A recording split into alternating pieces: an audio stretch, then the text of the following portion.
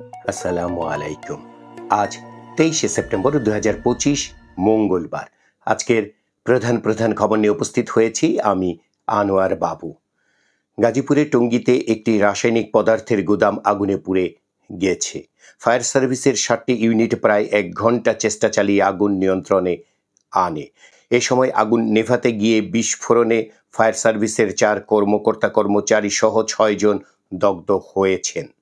গতকাল সোমবার দুপুরে টঙ্গীর সাহারা মার্কেট এলাকায় এ দুর্ঘটনা ঘটে। পুরান ঢাকার লক্ষ্মীবাজারে শিশু কিশোরদের খেলার মাঠ দখল করে গড়ে ওঠা অস্থায়ী মার্কেট উচ্ছেদ করেছেন স্থানীয় বিএনপির নেতারা। গতকাল সোমবার দুপুরে সূত্রাপুর থানা বিএনপি ও ওয়ার্ড পর্যায়ের নেতাদের নেতৃত্বে মাঠটি দখলমুক্ত করা হয়। এ সময় মাঠের ফটকে শিশুদের খেলাধুলার জন্য সংরক্ষিত লেখা ব্যানারও টাঙানো হয়। বিএনপি নেতাদের এমন উদ্যোগে খুশি স্থানীয় বাসিন্দারা। তারা বলছেন, মাঠ ফেরত পাওয়ায় শিশু কিশোররা আগের মতো খেলাধুলা করতে পারবে। স্থানীয় বাসিন্দারা আশ্বাস দিয়েছেন, ভবিষ্যতে যেন আর কেউ মাঠ দখল করতে না পারে সে ব্যাপারে তারা সচেষ্ট থাকবেন। শিক্ষক কর্মকর্তা কর্মচারীরা কমপ্লিট শাটডাউন কর্মসূচিতে। ক্লাস পরীক্ষা বন্ধ, ক্যাম্পাসে ছুটির আমেজ। তাই বাড়ি চলে গেছেন অনেক শিক্ষার্থী। এই অবস্থায় রাজশাহী বিশ্ববিদ্যালয় কেন্দ্রীয় ছাত্র সংসদ রাকসু নির্বাচন পেছানোর দাবি তুলে ছাত্রদল সমর্থিত প্যানেল সহ 5টি প্যানেল।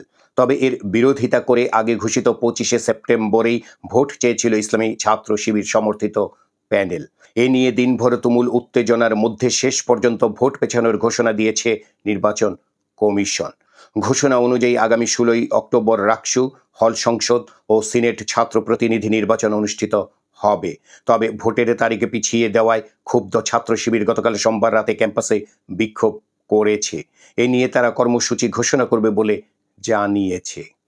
সব ধরনের রাজনৈতিক কার্যক্রম নিষিদ্ধ। আওয়ামী লীগের ঝটিকা মিছিল ঠেকাতে করা নজরদারি শুরু করেছে পুলিশ। পাশাপাশি এসব মিছিলের ঘটনায় করা মামলায় অভিযোগপত্র 15 দিনের মধ্যে দেওয়ার পরিকল্পনা চলছে, যাতে গ্রেপ্তার ব্যক্তিরা দ্রুত জামিনে মুক্তি পেয়ে আবার সংগঠিত হয়ে অস্থিতিশীল পরিস্থিতি সৃষ্টির চেষ্টা করতে না পারে। ঝটিকা মিছিল ঠেকাতে ব্যর্থতার জন্য এবং এসব মামলার অভিযোগপত্র যথাসময়ে দিতে না পারলে সংশ্লিষ্ট পুলিশ কর্মকর্তাদের বিরুদ্ধে ব্যবস্থা নেওয়ার নির্দেশনা দেওয়া হয়েছে। পুলিশ ও স্বরাষ্ট্র মন্ত্রণালয় সূত্রে এসব তথ্য জানা গেছে।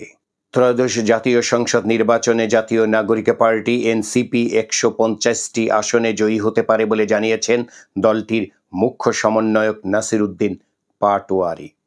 তবে ঘোষিত সময় অনুযায়ী আগামী ফেব্রুয়ারিতে নির্বাচন হবে কিনা তা নিয়ে সংশয় আছে তার।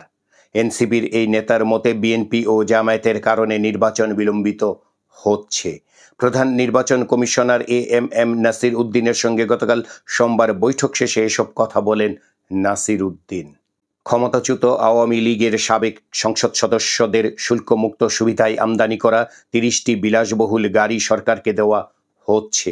গাড়িগুলোর নিলামে বিক্রির 2 দফা চেষ্টা ব্যর্থ হওয়ার পর এমন সিদ্ধান্ত নিয়েছে জাতীয় রাজস্ব বোর্ড। ডেঙ্গুতে চলতি বছর একদিনে রেকর্ড মৃত্যুর পর গত 24 ঘন্টায় আরও 2 জনের মৃত্যু হয়েছে।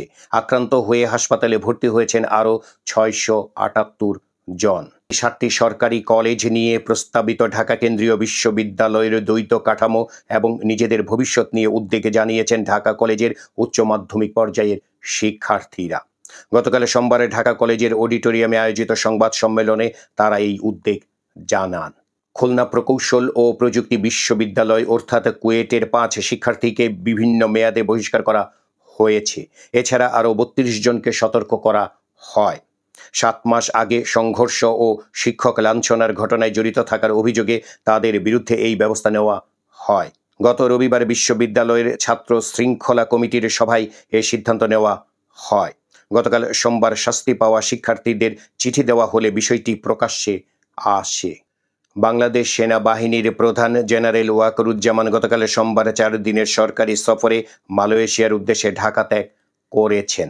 তিনি সেখানে 14তম ইন্দো প্যাসিফিক আর্মি চিফস কনফারেন্সে অংশ নেবেন। যশোর ও খুলনার ভবদহ অঞ্চলের দীর্ঘদিনের জলাবদ্ধতা নিরসনে বাংলাদেশ পানি উন্নয়ন বোর্ড এবং বাংলাদেশ সেনাবাহিনীর 24 ইঞ্জিনিয়ার কনস্ট্রাকশন ব্রিগেডের মধ্যে সমঝোতা স্মারক স্বাক্ষরিত হয়েছে। বাগেরহাটে 4টি সংসদীয় আসন বহাল রাখার দাবিতে আন্দোলন অব্যাহত রয়েছে। ধারাবাহিক কর্মসূচির অংশ হিসেবে গতকালও নির্বাচন অফিস ঘেরাওয়ের কথা ছিল, তবে শেষ মুহূর্তে অবস্থান পরিবর্তন করে গণস্বাক্ষর কর্মসূচির ঘোষণা দেওয়া হয়। আওয়ামী লীগ সরকারের পতন হলেও বন্ধ হয়নি চাঁদাবাজি। দলটির নেতাকর্মীদের নিয়ন্ত্রণে থাকা বাস স্ট্যান্ড, লঞ্চ ঘাট, পরিবহন খাত, ফুটপাত ও ব্যবসা প্রতিষ্ঠানে চাঁদাবাজির হাতবদল হয়েছে। বর্তমানে দুটি বড় দলের পাশাপাশি নতুন গড়ে ওঠা কিছু রাজনৈতিক দলের নেতাকর্মী পরিচয়ে ব্যাপক চাঁদাবাজি চলছে। চাঁদার দাবিতে কয়েকজন ব্যবসায়ীকে মারপিট, প্রতিষ্ঠান ভাঙচুর, এমনকি দখলের অভিযোগ পাওয়া গেছে। এসব ঘটনায় আইন শৃঙ্খলা বাহিনী কার্যত কোনো পদক্ষেপ নিতে পারেনি। এমন পরিস্থিতিতে স্বরাষ্ট্র মন্ত্রণালয়ের আইন শৃঙ্খলা সংক্রান্ত সভায় সারা দেশে চাঁদাবাজির সঙ্গে জড়িতদের নাম পরিচয় হালনাগাদ করার পাশাপাশি অ্যাকশনে যাওয়ার নির্দেশনা দেওয়া হয়েছে। ইতোমধ্যে চাঁদাবাজির ঘটনায় হওয়া মামলায় পলাতক আসামিদের গ্রেপ্তার এবং জামিনে ছাড়া পাওয়া চাঁদাবাজদের বিষয়েও নজর রাখতে বলা হয়েছে। স্বরাষ্ট্র মন্ত্রণালয় সূত্রে এমন তথ্য মিলেছে। আন্তর্জাতিক খবর। ফিলিস্তিনকে রাষ্ট্র হিসেবে নতুন করে স্বীকৃতি দেওয়া পশ্চিমা দেশের তালিকা ক্রমেই বড় হচ্ছে। যুক্তরাজ্য, কানাডা, অস্ট্রেলিয়া, পর্তুগালের পর এই স্বীকৃতি দিল জাতিসংঘের নিরাপত্তা পরিষদের স্থায়ী সদস্য দেশ ফ্রান্স।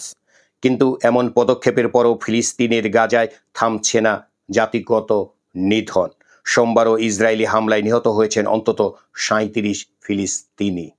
ব্যাংকিং সেক্টরের খবরে দেখা যাচ্ছে, আগস্ট মাসে ব্যাংক খাতে ঋণের চিত্রে স্পষ্ট পরিবর্তন এসেছে। কয়েক মাস আগে তারল্য সংকট নিয়ে উদ্বেগ থাকলেও এখন অনেক ব্যাংকের হাতে বাড়তি নগদ অর্থ রয়েছে। ফলে নতুন করে ঋণ নেওয়ার চাহিদা কমেছে আর আগের ঋণ পরিশোধ বেড়েছে। বাংলাদেশ ব্যাংকের সর্বশেষ প্রতিবেদন অনুযায়ী গত আগস্টে কল মানি, রেপো, বিশেষ তারল্য সহায়তা ও সরকারি ট্রেজারি বিল সব ক্ষেত্রেই ঋণ কমেছে। এক মাসেই নিট ঋণ হ্রাস পেয়েছে 16,105 কোটি টাকা। বিনোদনের খবর। গায়ক ও সঙ্গীত পরিচালক আরফিন রুমির জন্মদিন আজ। 1987 সালে ঢাকায় জন্ম তার। মায়ের কাছে গান শেখা আর গান তৈরি করতে শিখেছেন হাবিব ও ফুয়াদের কাছে। বাতাসে কান পেতে থাকি, মানে না মন, এতটা ভালোবাসি সহ জনপ্রিয় অনেক গান উপহার দিয়েছেন রুমি। এই ছিল আজকের প্রধান খবর। আমাদের এই খবর নিয়ে আপনাদের যদি কোনো মতামত থাকে তাহলে কমেন্ট বক্সে জানাতে পারেন। আর আমাদের এই চ্যানেলটি সাবস্ক্রাইব করে আমাদের সাথেও থাকতে পারেন।